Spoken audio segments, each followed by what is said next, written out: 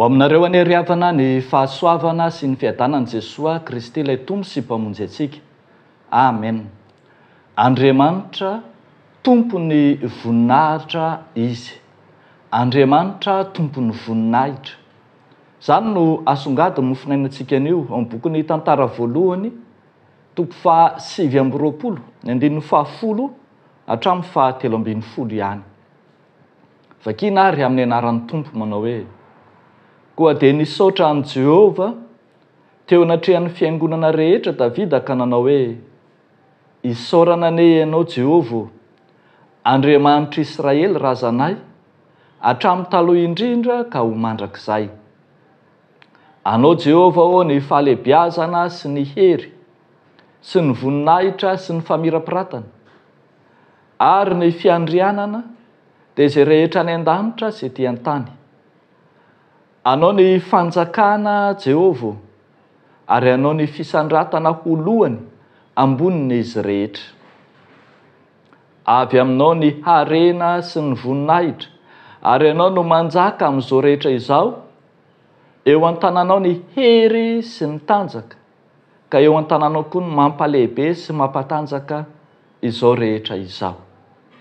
Koa ankehitriny, misaotra anao zahay ry Andriamanitra io, sy midera ny anaranao be voninahitra. Ray masino, manamasina anay amin'ny fahamarinana, ny teninao no fahamarinana. Amen. Andriamanitra tompony voninahitra. Izany no misongadina amin'ity hira na fihirana nataon'i Davida mpanjaka raha nikasa anorina ny tempoly izy ka efa nahavory ireo fitaovana ilaina ao amin'izany. Tena antsoina mihitsy hoe salamo na fihirana salamo, toy ny hitantsika any amin'ny bokin'ny salamo mihitsy ny endrika sy firafitry ny hira izay nataon'i Davida eto.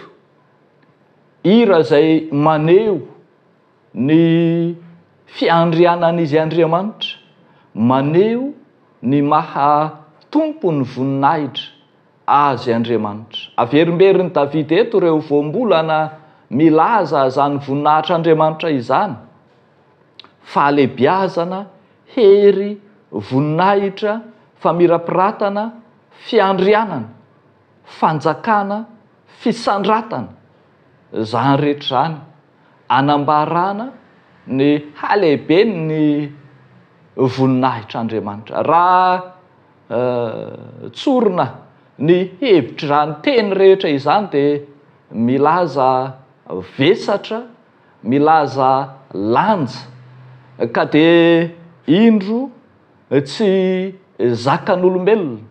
Davida manana izay maha-izy azy, nanana ny fiandrianany, nanana izay lazany amin'ny mahampanjaka azy, kanefa mbola mihoatra noho izany, mihoatra lavitra noho izany ny vesatra sy lanjan'ilay voninahitr'Andriamanitra, ka dia an'Andriamanitra irery ihany no mahazaka izany. Andriamanitra irery ihany no sahaza izany vesatra sy lanja ny voninahitra izany. Araka izany, izay rehetra ambara sy resahana eto amin'ity soratra masina ity zany, dia samy maneho izany voninahitr'Andriamanitra izany avokoa. Raha miresaka isika ny amin'ny voninahitry ny tempoly izay ho resahana eto, satria tempoly no kasaina ahorona, dia ny voninahitry'ilay Andriamanitra no mitambesatra ao aminy. Ny voninahitry ny Israely, mpanompon'Andriamanitra, dia feno ny voninahitr'Andriamanitra. Eny, ny voninahitry Davida mpanjaka, mampanjaka azy koa aza, dia mbola ny voninahitr'Andriamanitra ihany no mitambesatra eo aminy. Izany hoe zany, tsy misy mahaleo tena amin'ny voninahitra, na ny olombelona, na ny mpanjaka, na ny tempoly, na ny tany na ny firenena fa sahanin'ilay voninahitra Andriamanitra avokoa zany ka anambarana ny halehibe ny voninahitra Andriamanitra amin'ny maha-tompony voninahitra azy. Hitantsika eto fa tsy hoe tompony voninahitra fotsiny Andriamanitra fa izy mihitsy koa aza ny tompony harena. Davida dia tena nazoto resy lahatra ary nanao nezaka rehetra ny taona ireo olona teo ambany fiahiny mba samy anangona, mba samy anomana no enti-manana anorenana zao tempolo zao avokoa. Niainga tamin'ny tenany aloha, izy Davida mihitsy aloha no nanao, ary rehefa avy eo dia notominy avokoa ny lohan'ny fianakaviana, ny lehiben'ny firenena Israely, ny mpifehy arivo, ny mpifehy zato, mba mampitandrina ny raharahany mpanjaka, samy hanolotra anorenana ny tempolo. Mahagaga, mahavalalana, fa tsy tanavanavana ny voangona tamin'izany. Nahangona hatramin'ny talenta volamena 5,000, darika 1 alina, talenta volafotsy 1 alina, talenta varahina 7,000 sy 1 alina, talenta vy 1 hetsy sy vatosoa maro samihafa no voangona tamin'izany. Ambara eto mihitsy fa eo an-tanan'ilay Andriamanitra izay tompony voninahitra sy tompony harena, eo an-tanany ny hery sy ny tanjaka mampalehibe sy mampatanjaka izao rehetra izao. Ry havako malala ao amin'ny tompo, hitantsika teto fa fikasana fotsiny aza ny anorenana tempolo no nataon'i Davida, dia indro efa feno voninahitra Andriamanitra avokoa ny zavatra rehetra, feno ny hery sy ny fahefan'Andriamanitra, na ny teniny, na ny fanentanany, na ny fiandrianany, dia samy anjakan'ilay vesatra sy ilay lanjan'ilay voninahitran'Andriamanitra avokoa. Voalohan'ny taona isika izao dia manana izay mety ho kasaitsika, manana izay rehetra mety ho etaetantsika, fanaontsika raha teo zany rehefa voalohan'ny taona tahaka izao dia mifampirary soa.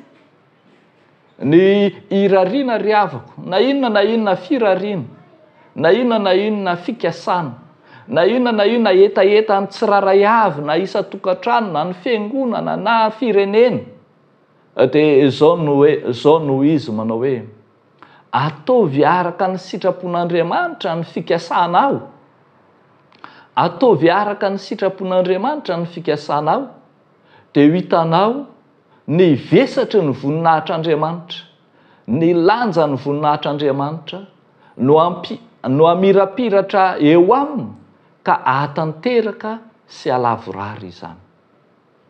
Amin'ny fotoana tahaka izao dia ny fisaorana an'Andriamanitra no tokony miboiboka ao am-pon'ny mpino, tahaka izay ataon'i Davida eto hoe ko ankehitriny dia misaotra anao zahay Andriamanitra eo, midera ny anaranao be voninahitra. Tsy mandeha ho azy anie rehefa voalohan'ny taona tahaka izao dia mihiry sika ny misaorana Zanahary, isaorana ny Andriamanitsika fa fitahiam-be no nomeny antsika. Be dia be no mirary soa sy misaotra an'Andriamanitra, ary dia misy mihitsy aza tonga hatramin'ny tambajotra serasera maneho izany fisaorana an'Andriamanitra izany dia mamerimberona ny hirany mpanao salamo manao hoe misaorany Jehovah ry fanahiko, ary izay rehetra atao anatiko io misaorany anarany masina, misaorany Jehovah ry fanahiko, ary aza misy adononao ny fitahiany rehetra. Dia ho an'Andriamanitra irerian'ny voninahitra. Amen. Ivavaka isika. Tompo, misaotra anao zahay fa Andriamanitra ny voninahitra ianao. Mahenika izao tontolo izao ny laza sy ny voninahitra ao.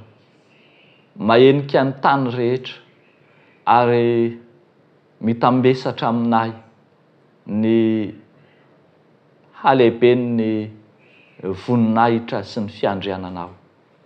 Andriamanitra, efa mankasitraka ny fiainanay araka ny sitraponao ianao. Ary zany no asainay mametraka eo ambany fahasoavanao ny fitantanana rehetra, ny fitantanana ny fiaina tokantranonay, ny fitantanana izay vola sy arena eo ambany fitantanana ny tokantrano tsiraray avy, ny fitantanana ny fiangonana, ny fitantanana ny firenena, dia samy apetrakay satria ianao no tompony voninahitra ary avy aminao ny harena, ianao no mampalehibe sy mampahatanjaka. Dia anao ny dera sy laza ny voninahitra, Andriamanitra Ray sy Zanaka fany masina. Amen.